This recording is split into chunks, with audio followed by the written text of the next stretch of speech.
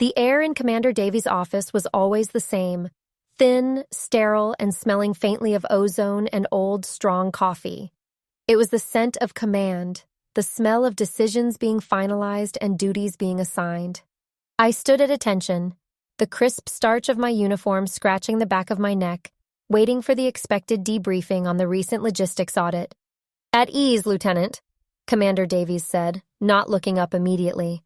I stepped back, dropping into a parade rest, but the tension didn't ease. Davies was a man of absolute efficiency. He ran a tight ship, and his desk was usually immaculate.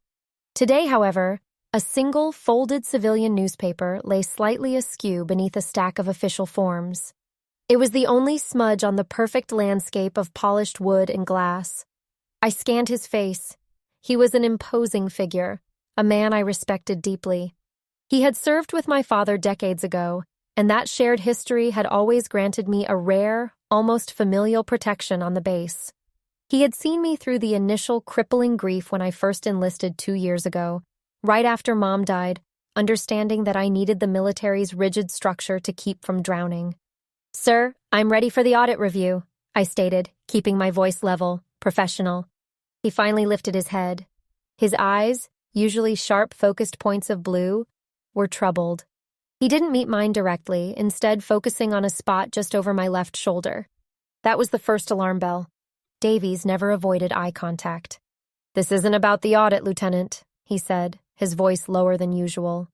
He leaned back, lacing his fingers over his stomach, a posture I'd only seen him adopt when delivering particularly difficult news to a grieving family. My stomach clenched. "I received a call this morning, a personal one," he continued, carefully choosing his words. "From your father." A wave of relief mixed with confusion washed over me. Dad never called the base unless it was urgent. My mind raced through possibilities. Was he sick? Had the old house finally given out? "Is everything all right with him, sir?" I asked, leaning forward slightly. Davies sighed, a heavy, audible sound that seemed out of place in the meticulous atmosphere of the office. He's adjusting. He called to inform me of a change in his status. "He's remarrying, Lieutenant." The word remarrying hung in the air, thick and suffocating. It wasn't the fact itself that struck me. I knew Dad was lonely, and 2 years was a long time to live in a house haunted by memory. But the suddenness. He hadn't mentioned dating anyone seriously in our weekly calls. "I see, sir. Congratulations to him," I managed, the words tasting like ash. I forced my expression to remain neutral, the disciplined officer suppressing the surprised daughter. "It's set for the last weekend of the month," Davies added, his gaze finally dropping to the newspaper on his desk, "which, as you know, is only 4 days away. 4 days. 4 days to plan a life-altering event. My father, the man who spent 6 weeks agonizing over what kind of mulch to buy for the azaleas, was rushing into a wedding in less than a week? That was impossible.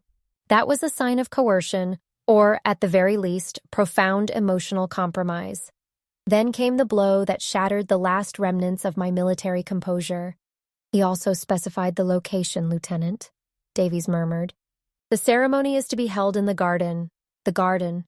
The word echoed in the sterile chamber of my mind, immediately conjuring the smell of damp earth and the heavy perfume of the heirloom roses.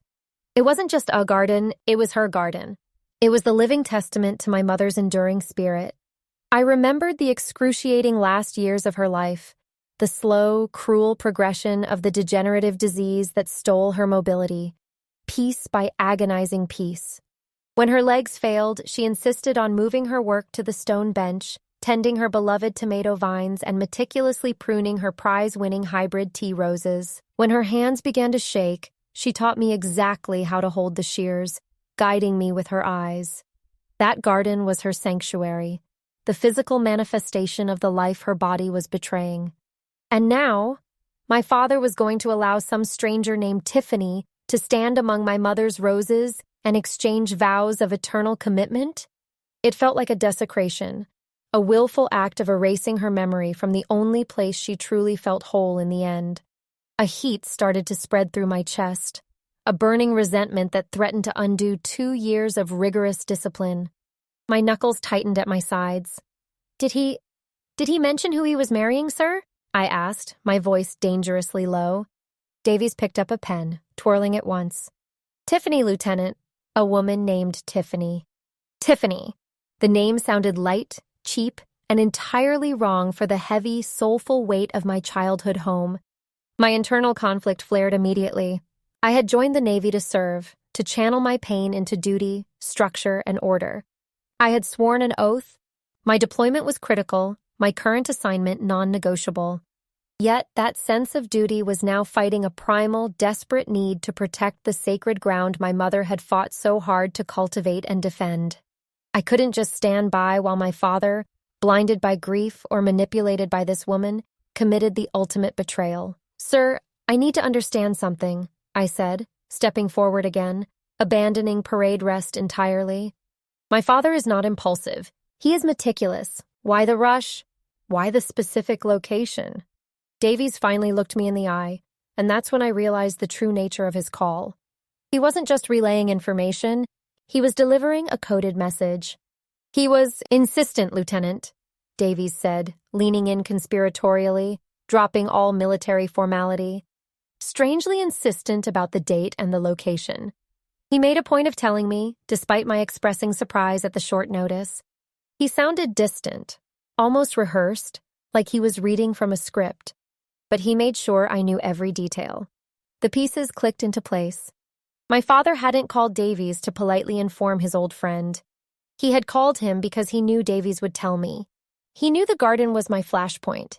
He knew that the only way to stop the disaster he was too weak or too ashamed to prevent himself was to trigger his disciplined, fiercely protective daughter. This wasn't an accidental leak. It was a desperate, calculated SOS. My father was a hostage. The rage that had been building against him for perceived weakness instantly evaporated, replaced by cold, focused determination. I wasn't going home to confront a grieving widower. I was going home to stage a rescue. Sir, I require emergency leave, effective immediately, I stated, my voice sharp and unwavering. Davies raised an eyebrow. Lieutenant, your current assignment is sensitive.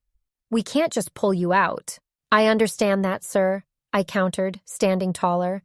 But this is a legitimate family crisis. The mental state of my surviving parent is severely compromised. I believe he is being exploited, sir, and that the circumstances surrounding this rapid marriage pose an immediate threat to his welfare and the stability of his estate, which directly impacts my family's future. I used the language of bureaucracy and threat assessment, knowing that emotional pleas would fail, but structural stability arguments might not. I used the memory of Mom's suffering, her slow decline, the financial strain of her care, the precise, painful way she had clung to that garden, to fuel my resolve. This wedding was the culmination of his post-grief recklessness, and I had to stop it before he signed away everything she and I had ever loved. Davies studied me for a long moment, seeing past the uniform to the raw urgency underneath. He saw the daughter who had buried her mother and then buried herself in the service. He saw the fear that my father was next. He reached for a form on his desk, pulling out a pen. It will be difficult to justify on such short notice. We'll have to list it under extreme and unforeseen family emergency, citing critical need for immediate intervention. I accept the designation, sir, I said, barely restraining the urge to salute him immediately. You'll be on the first available flight out of Jacksonville. I'll have Sergeant Major handle the paperwork, but you need to be off base within the hour. Get your travel bag and report to my aide. Thank you, sir. I turned to leave, but Davies stopped me one last time. Lieutenant, he said softly. I paused at the door. Go home. Be smart, and don't let your father forget who he is. I won't, sir, I promised, the weight of the mission settling heavily onto my shoulders. I left the sterile office and moved with the efficiency I had honed over years of training. Within 30 minutes, I had secured my travel documents and was heading for the gate. The flight I managed to book was a nightmare of connections and red-eye transfers, a grueling 15-hour journey that would deposit me in my hometown airport just before dawn on Saturday morning, mere hours before the ceremony was scheduled to begin. As I waited for the transport to the airport, watching the rigid, orderly world of the naval base recede, I began the difficult transition. I was no longer lieutenant, focused solely on the fleet's readiness. I was the daughter, the avenging angel of the garden. I was coming home early, and I was coming home with one purpose: to ensure that Tiffany, whoever she was, would never stand on the sacred ground my mother tended. The ghosts of the garden were calling, and I was answering. I had 4 days to save my father and reclaim my mother's memory. The clock was ticking. The roar of the jet engine was a different kind of white noise than the constant rhythmic hum of the naval base. It was chaotic, civilian, and deeply unsettling. I had traded the rigid, predictable architecture of duty for the messy sprawl of airports and commercial travel. The moment Commander Davies had handed me the emergency leave papers, the ink still damp, smelling faintly of the base printer, I felt the structure I had built around myself since Mom died begin to crumble. I was lieutenant, yes, but only on paper. Every mile the plane covered, every hour I was suspended between the East Coast base and my Midwestern roots, stripped away a layer of discipline and replaced it with raw, unmanaged emotion. My uniform felt like a heavy, starched lie. It was meant to be a symbol of order and commitment. But here, crammed into a coach seat next to a businessman scrolling through stock quotes, it felt like an armored shell that was suddenly too hot and confining. I kept catching my reflection in the dark airplane window, a young woman in crisp navy dress whites, looking utterly out of place, clutching a worn leather satchel that contained exactly 3 days' worth of civilian clothes and one very specific, very heavy burden. I closed my eyes, trying to focus on the mission, but the mission always led me back to the garden.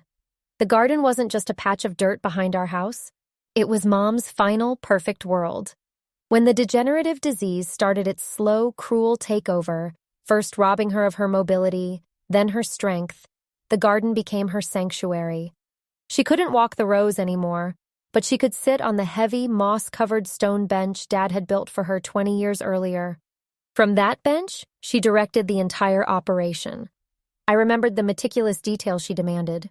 The heirloom tomatoes, always staked with twine she dyed herself. The prize-winning hybrid tea roses, especially the deep crimson ones she named the Admiral after Dad. The herbs planted in concentric circles around the old bird bath. When her hands grew too weak to hold the trowel, I was her hands. I knew the soil structure of that garden better than I knew the flight deck procedures of my current assignment. The thought of Tiffany, a woman I knew only through Dad's vague, strained phone calls and Davy's coded warning, planning her wedding, there was a physical ache in my chest. It wasn't just disrespect, it was sacrilege. It was the ultimate erasure of a woman who had fought so hard to keep that small, beautiful piece of the world alive, even as her own body failed her. She poured her remaining life force into that earth. I realized with chilling clarity that my rage at Tiffany wasn't just about protecting Dad's assets or Mom's memory. It was the unprocessed grief finally boiling over. When Mom died, I ran. I signed up for the Navy, seeking a life so structured, so physically demanding, that there would be no room left for the agonizing emptiness she left behind. Now, the Navy discipline was colliding violently with the daughter's duty. I was not just going home to stop a wedding. I was going home to finally face the ghost I had been running from. The plane landed in Chicago for a layover, a brutal sensory assault of noise, fluorescent lights, and the sickly sweet smell of airport cinnamon rolls. I needed to shed the uniform, and I needed to do it now. I couldn't arrive at the house looking like a military officer reporting for duty. I needed to look like a civilian, a stranger, a ghost. I found a quickly accessible anonymous department store near the terminal gate. The experience was jarring. The clothes felt flimsy, the fabric soft and formless compared to the sharp wool and cotton of my duty attire. I grabbed a pair of dark jeans, a charcoal-hooded sweatshirt, and a nondescript black jacket.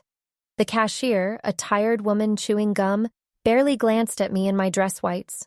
The anonymity of civilian life was already a relief, even if the clothes felt alien on my skin. In the cramped synthetic heat of the airport restroom, I stripped out of the uniform. Folding the starched shirt and pressed trousers into my satchel felt like shedding a skin. I was letting go of Lieutenant for a few precious hours. When I zipped up the black jacket, I looked in the mirror. My face was still tight with fatigue and resolve, but the uniform's authority was gone, replaced by a kind of dangerous invisibility. I was now the avenging daughter, ready for reconnaissance. Before boarding the final connecting flight, I knew I had to try calling Dad one last time. I found a quiet corner near an empty gate and dialed his number. The phone rang 3 times, an eternity, before he picked up. "Hello?" His voice was flat, devoid of the warm rumble I remembered. "Dad, it's me. I got some unexpected leave." I tried to sound casual, as if I were calling to confirm Thanksgiving plans. A beat of silence stretched, thick and unnatural. I could hear faint, high-pitched laughter in the background. Tiffany's, I realized with a jolt of nausea. "Oh, hey, sweetie, that's great. Unexpected, huh?" he said, the emphasis on unexpected sounding rehearsed. "Yeah, just a quick trip." Commander Davies signed off. "I should be landing late tonight." I waited for the inevitable question. "Why are you coming? Are you coming for the wedding?" It never came. "Right. Well, things are a little hectic here, as you can imagine," he hedged. "We're busy with arrangements. Why don't you just call me when you get to town? We'll figure it out then." His vagueness was the confirmation I needed. He wasn't excited. He wasn't relieved. He sounded like he was reading from a script, terrified of saying the wrong thing. He didn't ask where I was staying or when he should pick me up. He was either heavily monitored or so deeply immersed in his guilt and shame that he couldn't face me. "Okay, Dad, I'll call you later," I said, my voice hardening slightly. I hung up without another word. The attempted call solidified my plan. I could not announce my presence. I could not stay with him. My arrival had to be a silent, stealth operation. The element of surprise was the only weapon I had against the organized chaos of a society wedding run by a predatory woman. The final leg of the journey was agonizing. I spent the time reviewing my mental map of the neighborhood, planning my route from the airport to the periphery of our old street. I landed well past midnight at the regional airport, the air thick with the damp, familiar smell of my hometown. I grabbed a cab, instructing the driver to take me to the cheapest motel I could remember on the far side of town, the kind of place where the carpet was sticky and the ice machine was perpetually broken. It was miles from the quiet, tree-lined streets of our neighborhood, but that was the point. I needed to be close enough to strike, but far enough to remain invisible. Checking in under an assumed name felt ridiculous, like I was in a cheap spy movie, but the necessity was real. I was operating outside the chain of command, relying on instinct and a daughter's fierce loyalty. I finally reached the room. It smelled of stale cigarette smoke and industrial cleaner. I locked the deadbolt, threw my satchel onto the thin mattress, and stood in the center of the cramped space. I was home. Not in the welcoming sense of the word, but in the operational sense. I looked at the clock, 1:30 a.m. The wedding was scheduled for 4 p.m. on Saturday. I had less than 40 hours. I pulled out my phone and scrolled through old photos. I found one of Mom, smiling, her hands submerged in the dirt, her face smeared with mud, next to a huge, perfect bloom of the Admiral rose. The joy in her eyes was palpable. "I am here, Mom," I thought, a silent vow forming in the dark motel room. "I am here to protect your ground. Tiffany is not going to stand on your roses." I knew sleep was impossible.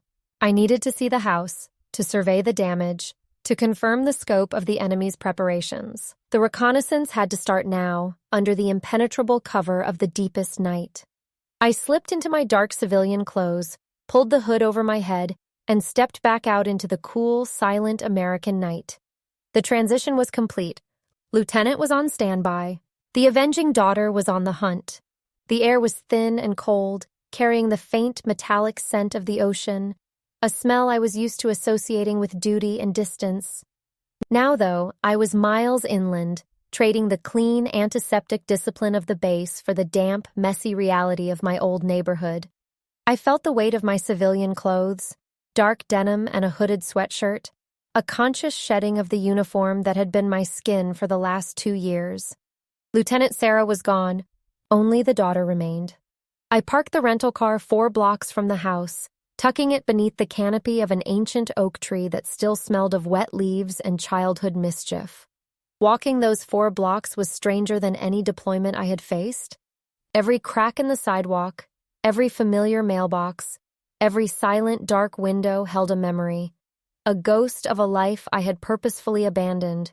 I was moving in tactical silence, my boots barely disturbing the gravel, the years of naval training asserting themselves despite the lack of uniform.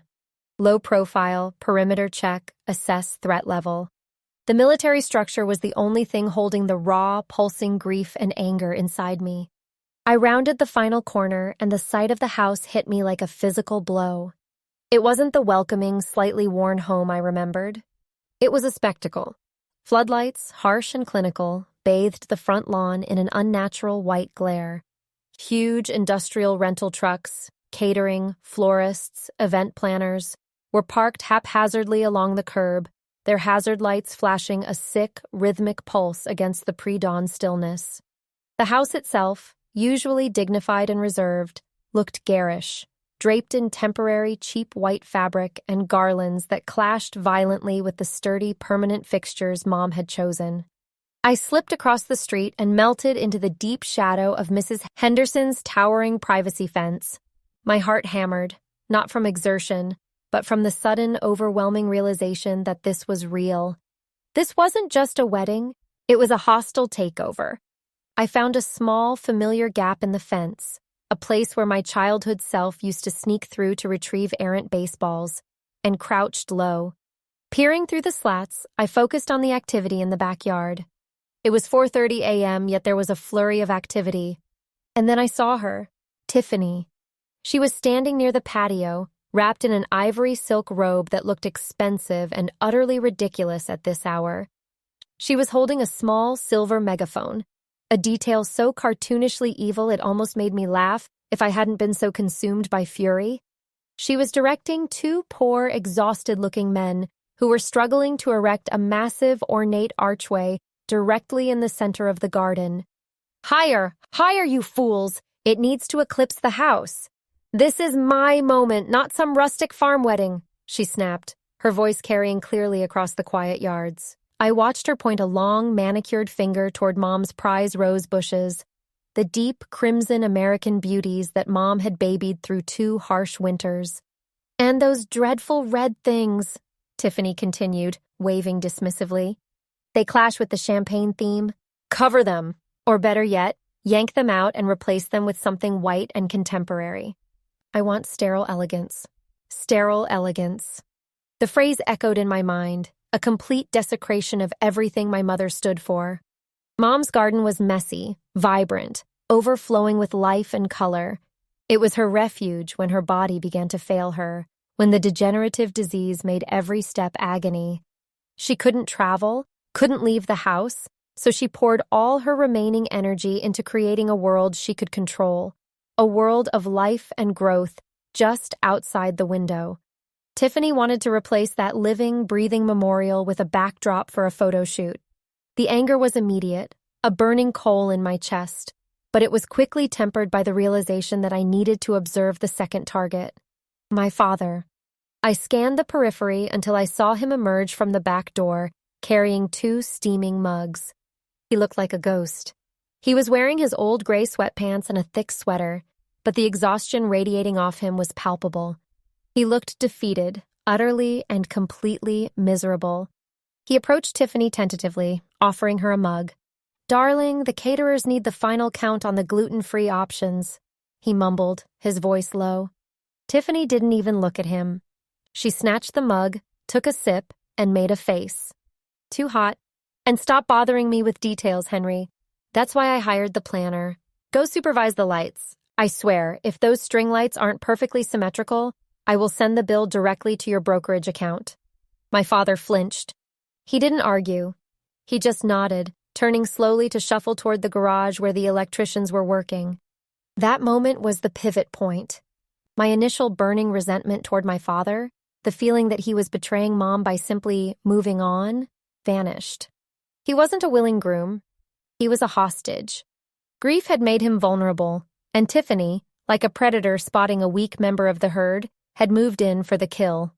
Commander Davies hadn't been exaggerating. My father had been sending a desperate, coded distress signal. He needed rescuing.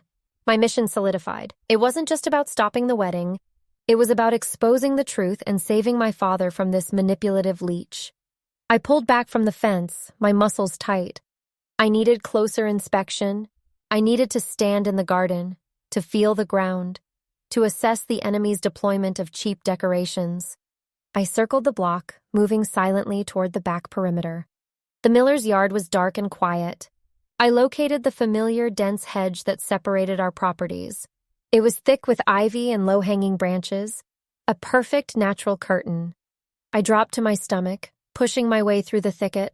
The smell of cold earth and decaying leaves was intensely nostalgic. I emerged on the other side, standing at the edge of my own backyard, hidden by the deep shadow cast by the house itself. The garden was right there. I took a slow, deep breath, trying to inhale the old, familiar scents, the rich, loamy earth, the slight sweetness of the remaining late-season lilies. But those scents were overlaid, polluted, by the sickeningly sweet smell of cheap commercial air fresheners and the chemical odor of plastic sheeting. I moved slowly, step by precise step, navigating the unfamiliar terrain of the transformed space. They had erected a temporary wooden platform where the ceremony would take place, right over the meticulously planned bed of heirloom perennials Mom had spent years cultivating. I could almost hear her voice, sharp and precise, chastising me for stepping on the delicate shoots. I walked past the area where the stone bench used to sit. The bench, a heavy slab of granite that my father had installed after her diagnosis, a place where she could rest without having to go inside, was gone. In its place was a ridiculous tiered fountain surrounded by buckets of iced champagne. They hadn't just moved the bench, they had erased the physical evidence of her struggle and her peace. My hands clenched into fists. I felt the powerful, visceral need to rip the white fabric down, to shatter the fountain, to restore order through destruction. But I was a sailor. I understood strategy. Vandalism now would only get me arrested and ruin my chance to stop the wedding publicly. I continued my reconnaissance, moving toward the far corner of the yard, the section Tiffany seemed to have ignored because it wasn't photogenic. This was Mom's utility corner, the compost heap, the potting shed, the herb garden. This was the real heart of the garden, the place of labor. I knelt down beside the raised beds where she used to grow her prize-winning black crim tomatoes. The soil here was still loose and dark. I ran my fingers through the damp mulch, searching, needing a sign, a connection to the woman who created this sanctuary. And then I felt it, cold, smooth metal, buried just beneath the surface. I dug carefully until I pulled it free. It was Mom's favorite trowel. Not the shiny, stainless steel kind, but an old, hand-forged tool with a thick wooden handle, worn completely smooth by years of use, polished by the friction of her arthritic hands. I remembered watching her use it, her fingers gnarled but impossibly delicate as she coaxed life from the earth. I turned the handle over in the faint light. Faintly engraved into the wood, almost invisible now, were her initials, M.A.S. She hadn't just used this tool, she had loved it. It was too precious to leave in the shed. She must have tucked it into the soil here, knowing she'd be back for it. Or perhaps knowing she wouldn't. It was the last piece of her physical presence left untouched by Tiffany's sterile invasion. I gripped the trowel tightly, the cool metal pressing into my palm. The weight of it was immense. This wasn't just a gardening tool, it was a relic. A silent scream from the past. I felt the full force of my purpose flood through me, displacing the grief and the pity, leaving only cold, hard resolve. Tiffany wanted a sterile backdrop. She wanted to erase the memory of the woman who built this place. She wanted to marry my father for his money and stand on my mother's sacred ground. Not today. Not in my lifetime. I slipped the trowel into the pocket of my sweatshirt, a heavy, grounding presence. I had my confirmation. I had seen the enemy's true nature, and I had witnessed my father's quiet desperation. I was no longer just a daughter on unauthorized leave. I was an operative with clear objectives: expose, rescue, restore. I retreated through the hedge, moving with renewed precision. The sun would be up soon, and the house would be filled with guests, photographers, and the sickening excitement of the impending ceremony. I needed to sleep, but only long enough to cement the final plan. I would not sneak away again. I would walk into that wedding, and I would do it in a manner that demanded attention and authority. I would wear the uniform I earned, the armor of my discipline, and I would stop the ceremony before the officiant could even ask, "Who gives this woman?" The avenging daughter had found her weapon, and the clock was ticking down to 0 hour. I had to be ready for the morning confrontation. I didn't knock. I just turned the knob on the laundry room door, the old brass handle familiar under my palm, and slipped inside. The latch clicked shut behind me, a tiny, insignificant sound swallowed instantly by the roaring chaos of the house. The air was thick, suffocating. It smelled of lilies and expensive chemical hairspray, a hideous perfume layered over the natural scent of the old wood and dust that usually comforted me. My mother's house was gone. It had been replaced by a stage set, a frantic, temporary space hosting strangers. I moved instinctively, relying on the quiet discipline the Navy had hammered into me. I was wearing the dark civilian clothes I'd bought during the layover, my ghost outfit, and I stayed low, sticking to the shadows along the kitchen counter. Caterers, bridesmaids in matching silk robes, and frantic stylists swarmed the main hallway, oblivious to the sailor who had just materialized in their midst. Every piece of furniture was draped, every surface polished to a mirror sheen that felt utterly artificial. I needed to find him before the final preparations began, before he was swept into the current of the lie. I knew my father's habits. When he was stressed or needed to hide, he retreated to his study, a small, dark room near the back of the house where he kept his books and his scotch. I reached the study door and paused, hearing nothing but the distant, high-pitched chatter. I pushed the door open without preamble. He was there, standing by the window, already dressed in the black tuxedo. It was the same one he had worn to my mother's memorial service, and the sight of him in that formal, funereal attire, preparing for a wedding, twisted something cold and sharp in my chest. He looked impossibly old, smaller than I remembered, and utterly miserable. He turned slowly when he heard the door click. His eyes widened, not in anger, but in a kind of stunned, desperate relief. "You," he breathed, the single word collapsing under its own weight. I closed the door firmly, cutting off the noise of the wedding preparations, leaving us alone in the sudden, heavy silence. I didn't move toward him. I stood my ground, my posture rigid, the distance between us feeling like the chasm of the last 2 years. "I came home early, Dad," I said. My voice was low, flat, and colder than I intended. I had rehearsed this confrontation 100 times in my head during the flight, but now that I was here, the rehearsed lines felt inadequate. I needed to cut straight to the bone. "I know what you are doing," I continued, watching his face flicker with shame. "And I know where you are doing it. In her garden. The place she built when her body was failing. The one thing she could still control. The only place she felt safe. You are letting that woman desecrate it." He flinched as if I had physically struck him. He opened his mouth to speak, but I didn't let him. The floodgates of my grief and anger had burst open, fueled by the sight of Tiffany's cheap decorations the night before. "I joined the Navy because I needed structure, Dad. I needed to pour my pain into something disciplined after Mom died. And you? You poured your grief into self-pity and allowed yourself to be manipulated by the first predator who smelled money and vulnerability." I stepped closer, forcing him to meet my gaze. "Do you think I don't know what this looks like? She is moving her roses into Mom's prize bed. She's ripping out the heirloom tomatoes because they're messy. And she is erasing Mom piece by piece, starting with the only sacred ground we had left. And you are standing by, letting her do it." The accusation of cowardice hung heavy in the air. He didn't defend Tiffany. He didn't defend himself. Instead, his composure shattered. His shoulders slumped, and he covered his face with his hands, letting out a choked, ragged sound that was more animalistic than human. "Don't," he whispered, his voice thick with tears. "Don't call me a coward. Not when I know it's true."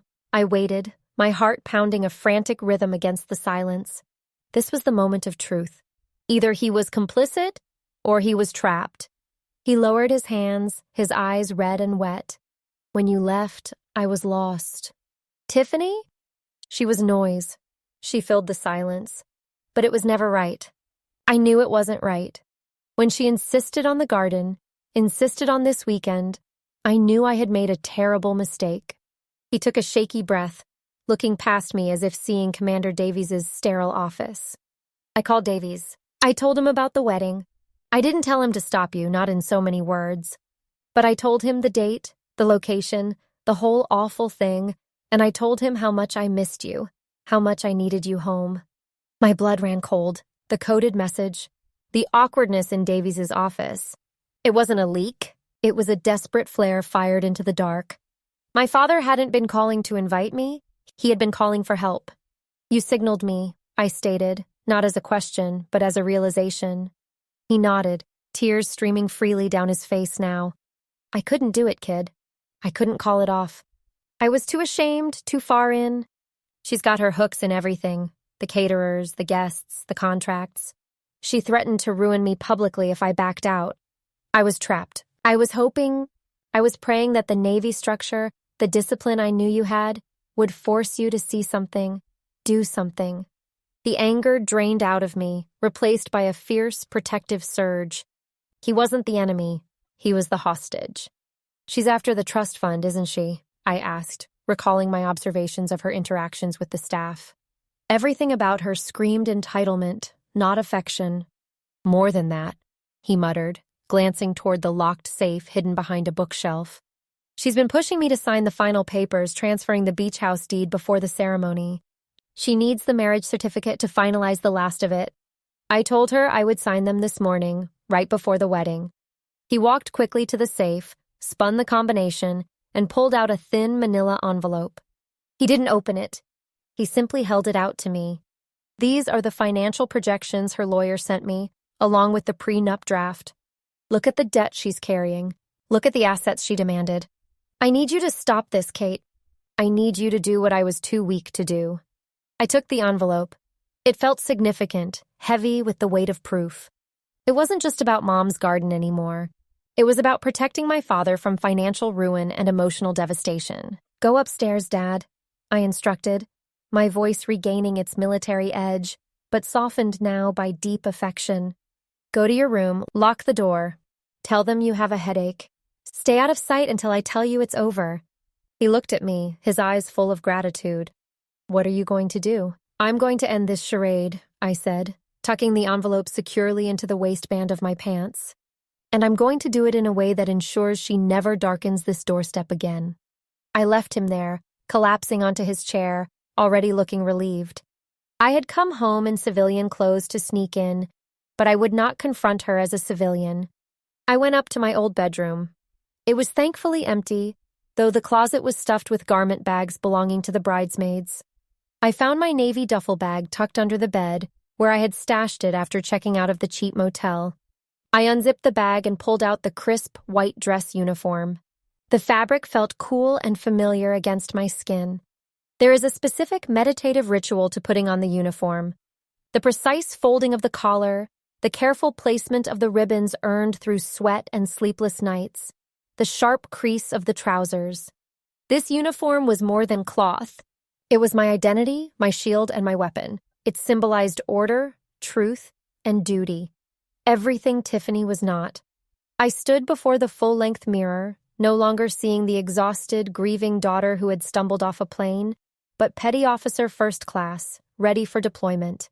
The uniform straightened my spine, steadied my nerves, and gave me the authority I needed to face a room full of strangers and a manipulative con artist. The sound system downstairs crackled to life. The first strains of the prelude music, a terrible saccharine selection Mom would have hated, floated up the stairs. 0 hour was approaching. I checked the time. 10 minutes until the processional. I slipped out of my bedroom and moved silently down the main hallway, avoiding the kitchen chaos and heading toward the living room, which opened onto the garden.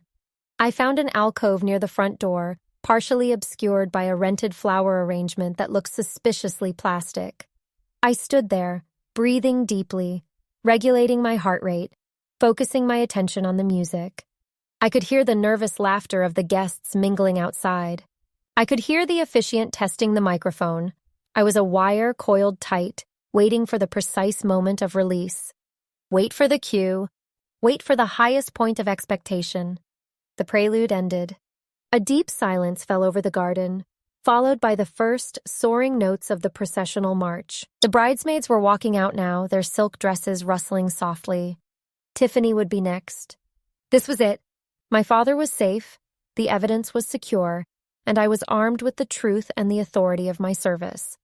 I adjusted the collar of my uniform one last time, took a final steadying breath, and stepped out of the shadows, ready to walk the aisle of truth.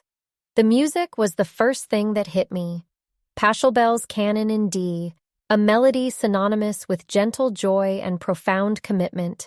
Yet here, it sounded like a mocking dirge. The notes echoed off the pristine white chairs set up in the lawn, bouncing back at me as I stood in the deep shadow of the house's entryway, adjusting the stiff lines of my dress uniform. I had chosen the full uniform, not out of vanity, but necessity.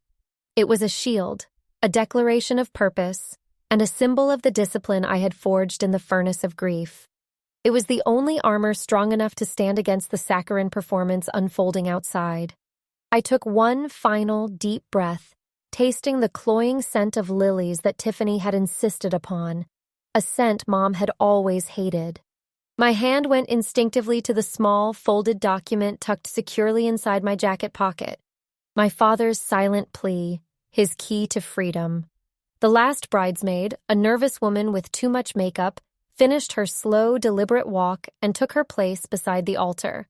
The music swelled, signaling the main event. Tiffany was coming.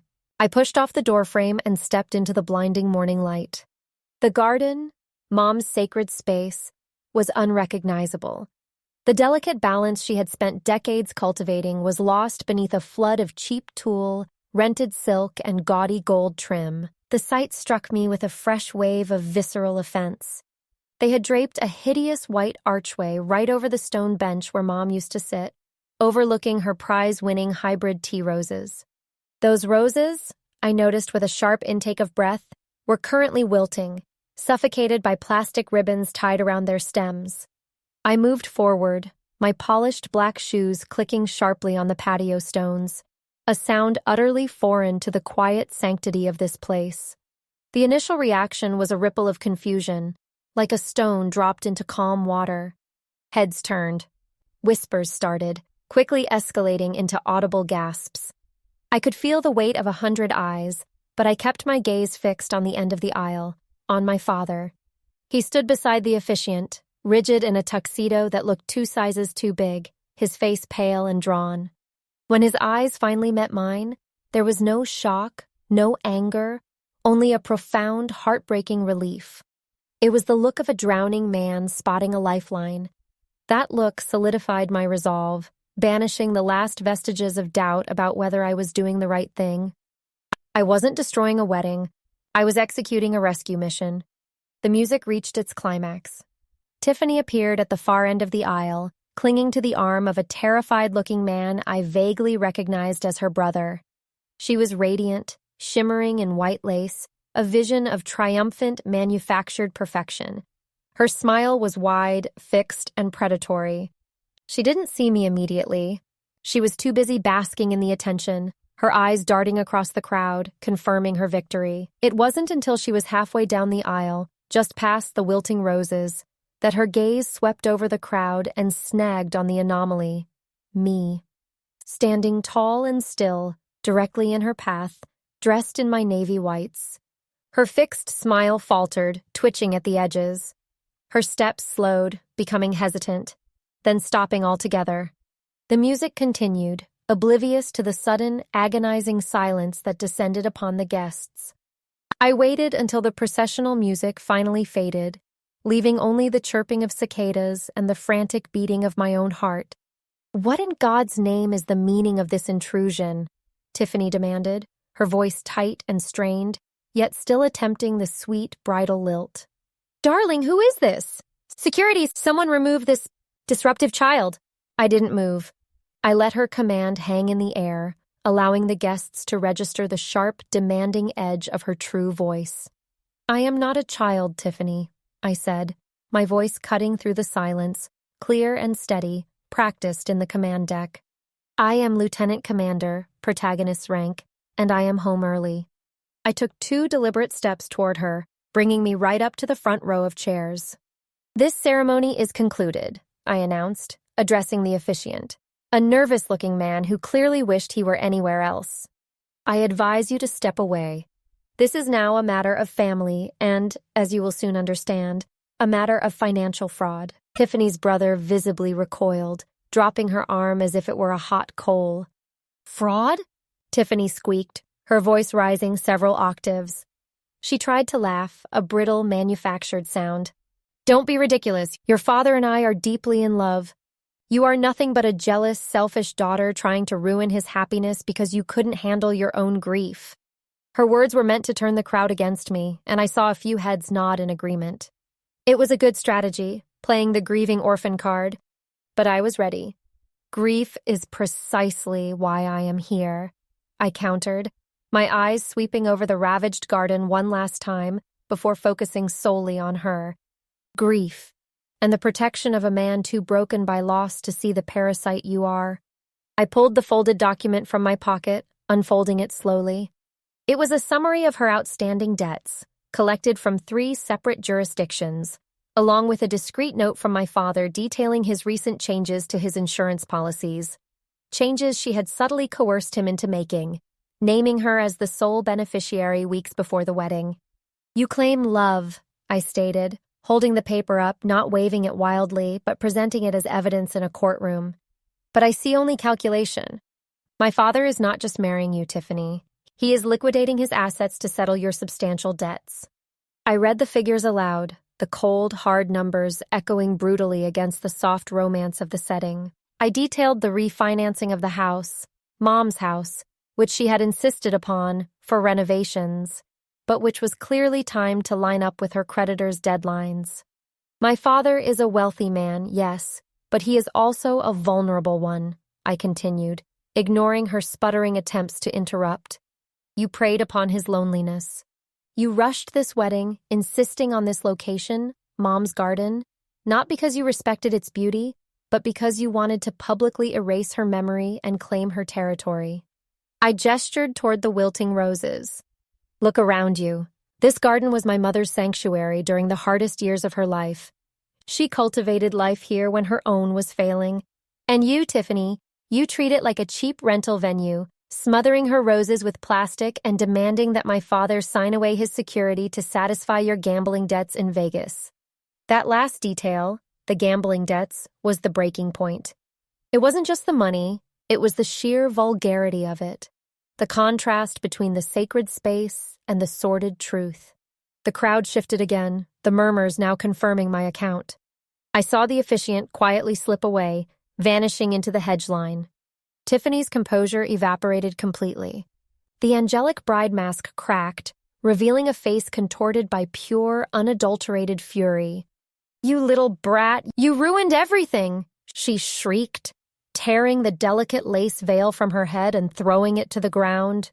Do you think I wanted this pathetic, overgrown weed patch? Told him to hire professionals to pave over this mess and install a pool. I was going to sell half of his stock portfolio just to make this house livable. Her outburst was everything I needed. It was loud, ugly, and undeniable.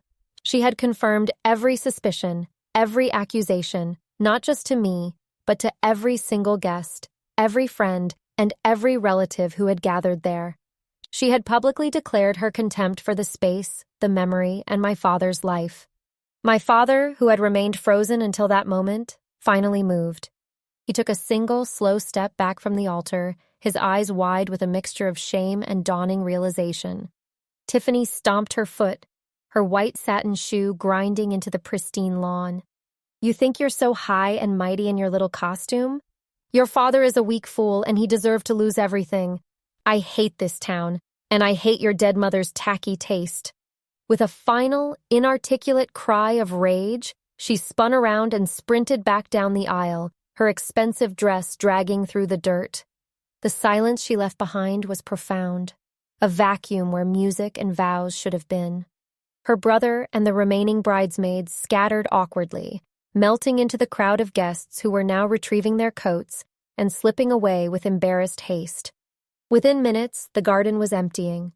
The spectacle was over, the curtain drawn on the tragic comedy. I stood there, breathing hard, the adrenaline slowly receding, leaving behind a cold, hollow ache. The wedding was canceled. My father was safe.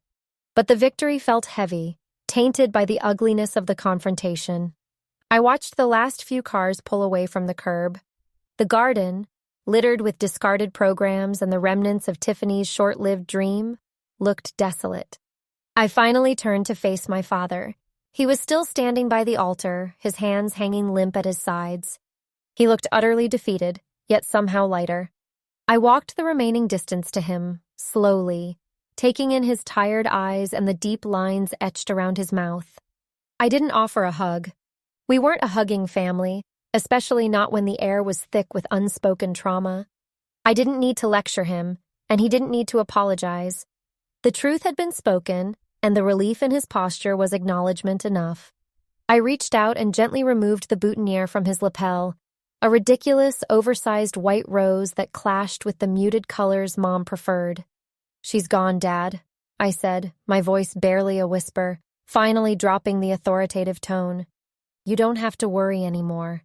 He nodded, his eyes tearing up, but he didn't cry. He looked past me, toward the stone bench now free of the white archway. "I called Davies," he said quietly, his voice rough. "I knew you were the only one who would listen, the only one who could stop me. I couldn't face the shame of calling it off myself." "I know," I said simply. It wasn't an accusation. It was acceptance. He had been drowning, and he had signaled for help the only way he knew how, through the coded network of the Navy, through the man who knew me best. We stood together in the ruined garden, listening to the silence. The scent of those hated lilies still hung heavy, but beneath it, I could just detect the familiar, earthy smell of the soil Mom loved. I reached down and picked up the discarded veil, crumpling the cheap lace in my hand.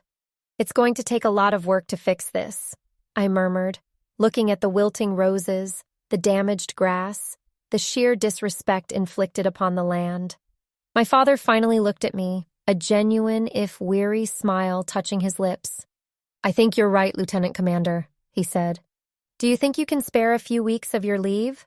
I looked at the house, at the man who was finally, completely, my father again, and then I looked at the garden that needed us both. "I think," I said, meeting his gaze, "that this is exactly where I'm supposed to be right now. We start tomorrow.